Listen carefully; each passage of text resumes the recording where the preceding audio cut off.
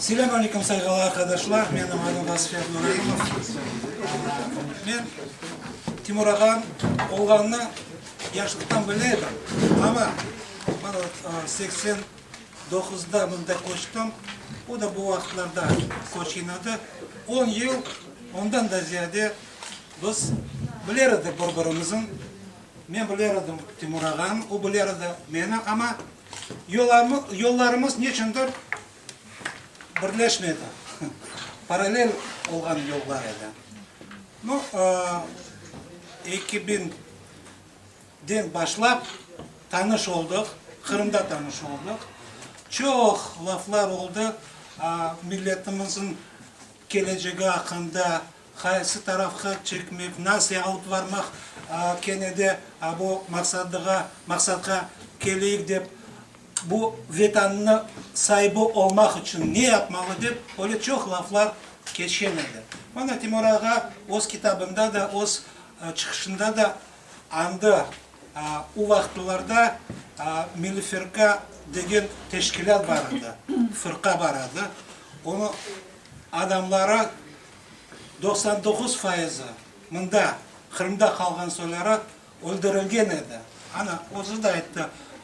Korantada 6 adamdan tek bir dane sağ kaldı. O da Allah demek öyle yolları çıktı, nasip oldu, sağ oldu. Ama Timur Ağa aytmadı. Mana o kadar yıllardan son Kenya'da, mana 2006 senede biz Allah nasip etti, yardım etti. Biz Kenya'da, Kırım'da bu teşkilatını canlandırmaya başladık. Tuzduk Milli Firqa teşkilatın. Bu Timur Ağa da bugünkü kadar Milli Firqa'nın azası. Endi elbette öyle çok 80'den geçken adam elbette en ziyade işlerin bana ayttık. Bu işlerden endi Timur Ağa uğraşsın diye. Bana birinci kitabı çıktı. Allah'a şükür. İkinci kitabı endi mana bitecek inşallah. Onu da inşallah görürseniz onu da prezentasyonu yaparak çok sağ olunuz gelgeniz için.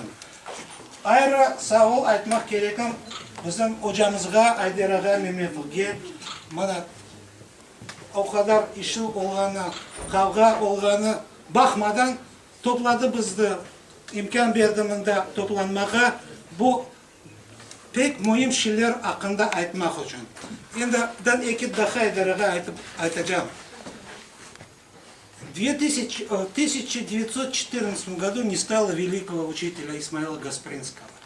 Вот ровно через 100 лет, в этом году исполняется 100 лет, как не стало этого великого учителя. Но посмотрите,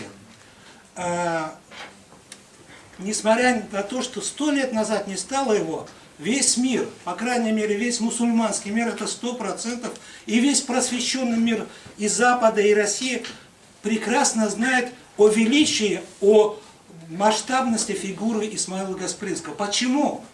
Да потому что он свои мысли, свои, так сказать, переживания и свои ощущения не только по маленькому Крыму, где он родился, но и в целом о том, как должно жить все человечество на примере единства тюрков, славян, всей Евразии, он оставил в своих трудах. Он никогда не писал книги лично касательно о себе или там и так далее. Он писал и оставлял свое наследие вот таком масштабными мазками. Потом продолжили его дело величайшая плеяда людей, которые пришли вот как раз на переломе судьбы в 17 году и вот в начале 20-х годов, когда в Крыму шли вот эти огромные тектонические изломы, и в конце концов это все превратилось в создание нашей государственности советского периода. Но судьба ее, как вы знаете, тоже была трагической, как и трагическая судьба.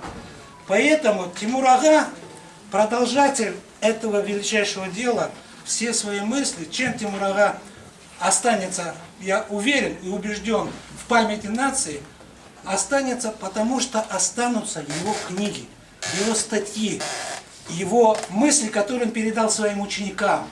Так вот, я тоже очень рад, что сегодня, наконец-то, начинается тот период, когда старшие поколения вместе с младшими поколениями говорят о судьбах нации. У нас нормальный такой разговор, потому что сегодня тоже нация находится на переломе судьбы. И если сегодня опять, как и 100 лет назад, если будет какой-то сделан шаг неправильный, и если будет сбит с пути наша нация, то тоже могут ожидать самые трагические последствия. Поэтому такие встречи, такие разговоры, такие книги, конечно же, безусловно, они помогают всем открывать глаза и смотреть на мир открытыми глазами, включать свои мозги о том, что происходит вокруг, не слушать. Сейчас такой информационный шум происходит, что очень трудно разобраться, где правда, где ложь. Вот такие книги, вот такие встречи, открытые, где можно задать вопрос, где получить ответ.